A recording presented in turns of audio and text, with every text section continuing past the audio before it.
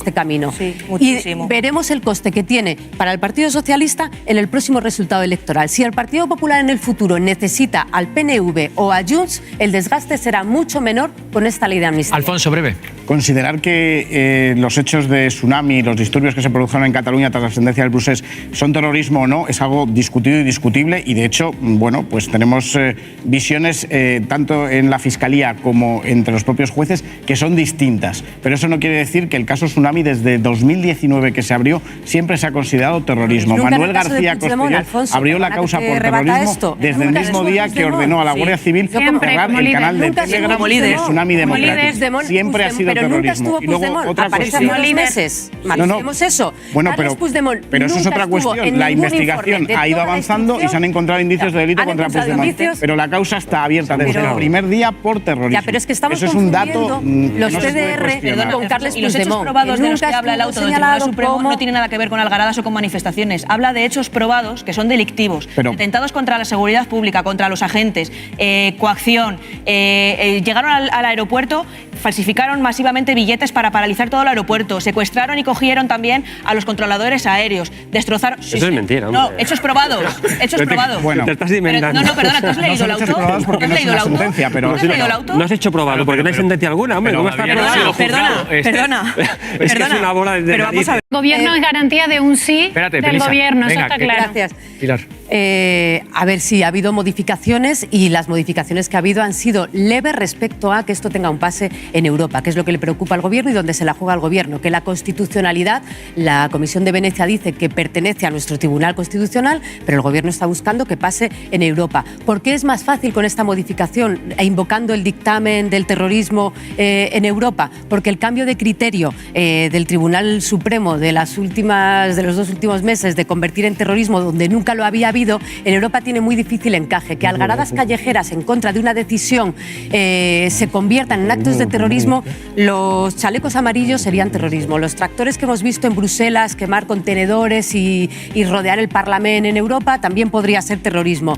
Las algaradas en Ferraz, más de lo mismo. Dudo, pero bueno, lo vamos a ver. Yo creo mejor, Alfonso, pero la grave vulneración de los derechos humanos siempre encaje, pero además el dictamen de terrorismo es mucho más restrictivo. Por algo lo habrán puesto, por algo confiarán que invocar el terrorismo en Europa es más restrictivo. Pero continúo. Es verdad que le ha dado un balón de oxígeno la Comisión de Venecia, que el PP pidiera desde el Senado a la Comisión de Venecia que viniera, le ha dado un balón de oxígeno, porque al final esto va de narrativa. La narrativa es si esto era un golpe a la Constitución y al Estado de Derecho y si esto era, ¿qué significaba? El Partido Popular decía que la amnistía era un acto de corrupción y la Comisión de Venecia dice que las amnistías son actos de reconciliación. Veremos si esta lo es o no. Si cumplen unos dice el PP que es un golpe al Estado de Derecho y a la separación de no lo que os interesa. Yo te he escuchado, perdona. Leed el informe entero. Que es un golpe a la separación de poderes y la Comisión de Venecia dice que los jueces tendrán que aplicarla. Por eso no es un golpe a la separación de poderes. Y dice que no pueden ir a comisiones de investigación. El PP, que no cabe en la Constitución, que lo hemos escuchado durante meses. Es que no cabe. Y lo que dice la Comisión de Venecia es, dada la polémica que estamos viendo en esta mesa, en el futuro contemplen meterlo como una enmienda en la Constitución. Porque no está ahora. Le ha dado un balón de oxígeno a la Comisión de Venecia. Efectivamente, porque no está recogida. ¿Se ha desgastado el PSOE en este camino de la ley de amnistía? Se ha desgastado, sobre todo por la opacidad en las conversaciones con Junts, que no hemos escuchado que se ha negociado todavía a día de hoy. Pero el Partido Popular también se ha desgastado en este camino. Sí, muchísimo. Y veremos el coste que tiene para el Partido Socialista en el próximo resultado electoral. Si el Partido Popular en el futuro necesita al PNV o a Junts, el desgaste será mucho menor con esta ley de amnistía. Alfonso, breve. Considerar que los hechos de tsunami, los disturbios que se produjeron en Cataluña tras la sentencia del Procés son terrorismo o no, es algo discutido y discutible, y de hecho, bueno, pues tenemos visiones tanto en la Fiscalía como entre los propios jueces que son distintas. Pero eso no quiere decir que el caso tsunami desde 2019 que se abrió siempre se ha considerado terrorismo. Manuel García Costelló abrió la causa por terrorismo desde el mismo día que ordenó a la Guardia Civil cerrar el canal de Telegram de Tsunami Democrático. Siempre ha sido terrorismo. Y luego otra cuestión. Eso. Bueno, pero eso es otra cuestión. La investigación. Cosas que se repiten en el tiempo, Pilar. Sí, a ver, lo de la ocurrencia, igual la manera de abrir el debate de Yolanda Díaz no era la adecuada, pero lo que ha abierto es uno de los grandes debates que tenemos todos sobre la mesa, sobre la conciliación y sobre las condiciones de trabajo. Esto de utilizar nuestra libertad, de me va a decir usted a mí cómo tengo que conducir, si a 120 o a 160, o esto muy de Madrid, de con mi dinero yo hago lo que quiero, sí, pero no por encima de los derechos de los otros. Y es lo que pasa muchas veces en la hostelería. Cuando te dicen a la 1 de la mañana voy a cerrar el bar, tenemos el privilegio de decir, me cachis en la mar, a la 1 de la mañana no me vas a poner una caña, cuando hay otra persona en la barra que es quien te está poniendo una caña y dice, bueno, voy a cerrar a la 1, a limpiar y a llegar a mi casa a las 3 de la mañana, donde, por cierto, los autobuses, los cercanías, ya sabemos la frecuencia, ¿no? La conciliación, preguntabas antes, Yélamo, y es uno de los grandes problemas que tenemos. Venimos del 8M. Los trabajos se salen mucho más tarde que en Europa. Se cobra menos. Esto cae sobre las mujeres. Con lo cual, ¿cómo no vamos a abrir este debate sobre las condiciones de trabajo y sobre si conciliamos o no las mujeres? Y sobre el modelo de turismo. Cuidado que en España el modelo de turismo no es igual. Y hay un debate abierto también sobre qué turismo queremos. Si queremos un turismo de barra de bar hasta las 5 de la mañana abiertos o queremos un turismo como, oye, Baleares o Cataluña, vete tú a cenar a las 11 de la noche. Ya no te digo a la 1. ¿Qué zona de Baleares? Vete tú a cenar a la 1 de la noche a un restaurante en Barcelona. A ver dónde te ponen algo. No, el modelo turístico, me está dando la razón Sergi, en muchos territorios de España no es un modelo turístico que te ponga la barra abierta hasta las 5 de la mañana. Con lo cual, turismo sí, y hay un debate sobre cuánta gente queremos, cómo la queremos y las condiciones de los camareros, porque cuando llegue, y lo vamos a ver dentro de 2 meses, estaremos con el debate de que no hay camareros para la temporada de verano. Claro, es que esto de abrir a la 1, de no cerrar a la 1, pero empezar a las 8 de la mañana, te encuentras con que llega la temporada y no hay camareros. Enseguida vamos a hablar con camareros, con hosteleros. Espérate, Melissa, porque tengo una imagen potente del día de hoy. Quizá no lo hayan visto. Se ha producido hoy en Madrid, es esta, vean.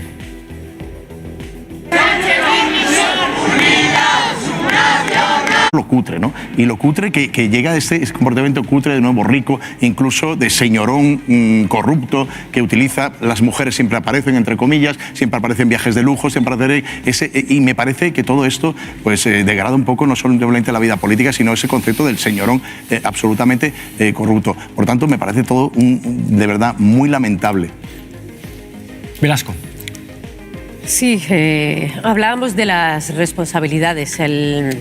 Al Partido Socialista le queda muchas semanas de sufrimiento con el caso Koldo. Lo que hemos conocido hasta ahora es alarmante que este asesor se hubiera podido mover así por el Ministerio, pudiera haber cobrado esas mordidas, pudiera haberse relacionado con distintas administraciones y tiene que trazar una línea roja lo más amplia posible de responsabilidades directas e incluso indirectas. Cualquiera que se haya relacionado con Koldo, el Partido Socialista tiene que aclararlo internamente.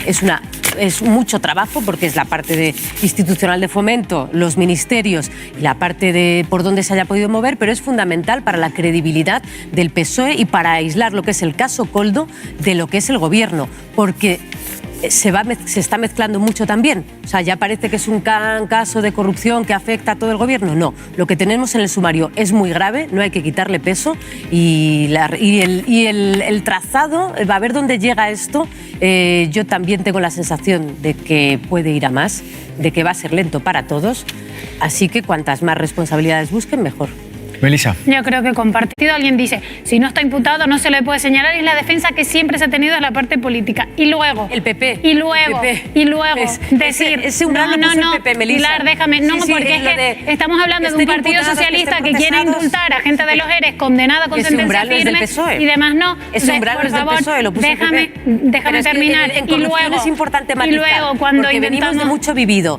Y el umbral de no que esté imputado, no que esté procesado, lo puso el Partido Popular. Pilar, quien quiera ahora mismo indultar a condenados con sentencia firme por los ERES es el Partido Socialista, a lo suyo, a sus expresidentes, y sin embargo alguien que no está imputado lo quieren señalar. ¿Que todo huele extraño? Huele extraño. Y solamente una cosa para terminar, que es lo que quería decir.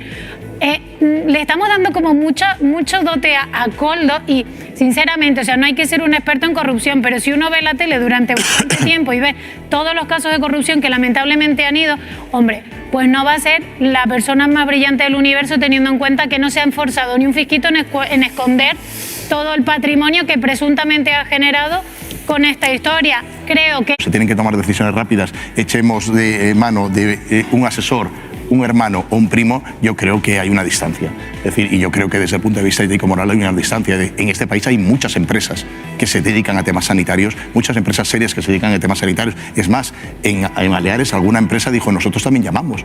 Y empresas que se dedican al tema, que son profesionales y no aceptaron sus propuestas. Eso es una de las preguntas también que podía haber contestado la señora Francisco. Tan poderosos como la Secretaría de Organización del Partido Socialista y el Ministerio de Transportes. Velasco.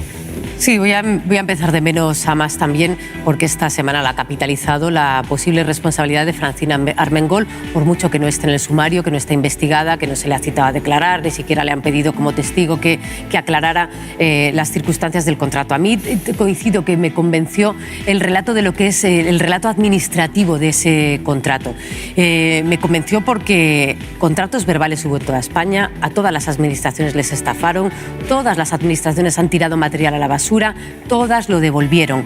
Y incluso voy a más, cuando sobre los 4 años precisó su número 2 que de los 860 millones para empresas que se ha dado en Baleares, se están empezando desde el año 2020 a reclamar ahora esas subvenciones que no se justificaron. Lo que dicen es que agotan el plazo y que tardan, pues mientras no caduque el plazo, que ellos lo estiran.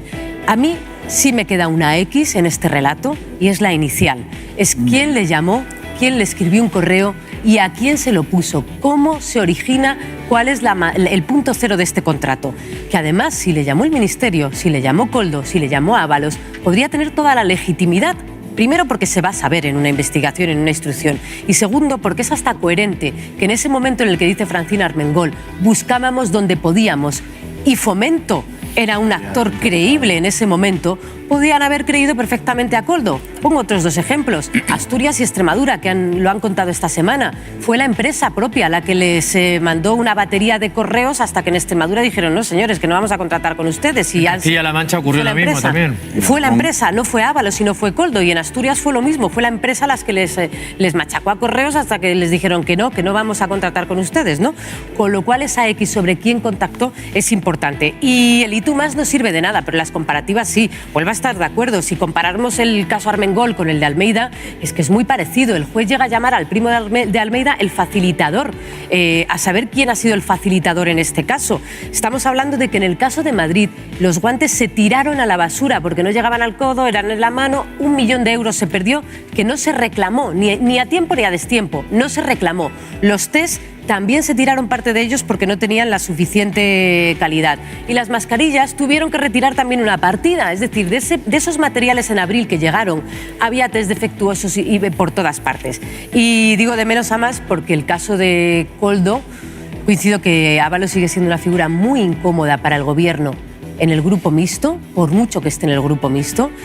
Susana Díaz, recuerdo que le dijo José Luis, piénsatelo, porque es el reflejo de el primer gran caso de corrupción que tiene el Partido Socialista, de su número 2, que ya sabemos una semana después, porque es que a saber dónde estamos, Yélamo, el próximo La Sexta explica, ya sabemos cómo operaba de cerca, cómo se movía, que le llegó a dejar dinero, que se movía como si fuera un familiar más, el número 2 asesor de Fomento, que perdón, tenía cargo de asesor. Con la mitad de su familia todos, metida en el Ministerio de Transporte. En el Ministerio, con una red de esa familia que metió en el Ministerio, que es presuntamente la red de testaferros con quien ha escondido tanto los inmuebles como el dinero.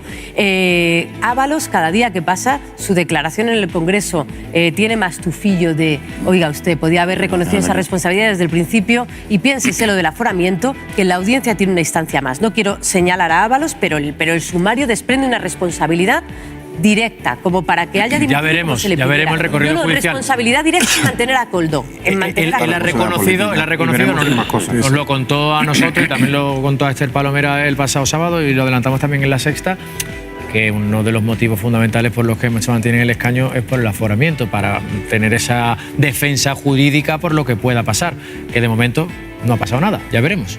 Aforamiento que va a acabar en la sala de lo penal del tribunal, a quien no es víctima. Un dato rapidísimo, y es oficial, segundo trimestre de la EPA, la brecha de género en tasa de actividad es del 9,64. En tasa de actividad. Y en brecha salarial es del 5%. Por mismo trabajo. No pagar las horas extras es ilegal, Melissa, y hay horas extras que no se pagan. Que cobre diferente pero entonces una mujer por el mismo trabajo inspección laboral y hay brecha salarial. Hay brecha salarial, desgraciadamente. Pero es que si no se pagan, no se pagan las horas extras, es un problema que los inspectores de trabajo tienen que estar ahí, se tienen que denunciar. Nos interesa, de las novedades, del asunto de la trama de Pablo García, y por cierto vamos a intentar poner contexto de lo que ocurría en aquel 2020 donde todo el mundo buscaba mascarillas. Pero antes tenemos que explicar una... No entiendo, es como cuando llega el momento del alumbramiento, hay una parte de la pareja que se desmarca muchas veces y es la que continúa su carrera profesional y otra que se queda. También hemos escuchado declaraciones de una jueza que lo ha dicho directamente, es decir, yo decidí avanzar y para eso me tuve que perder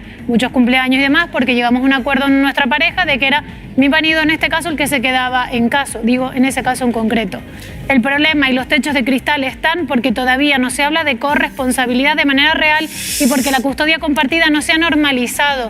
Los hijos no son solamente, en este caso, de una parte de la pareja. Los hijos hay que ser igual de responsables para todos. Y cuando estemos en ese debate, cuando eso lo normalicemos de verdad, entonces podremos hablar de igualdad ante puestos directivos y del ascenso y el despegue de carreras de muchas de las mujeres que deciden mermarla por quedarse al cuidado de los hijos. Velasco.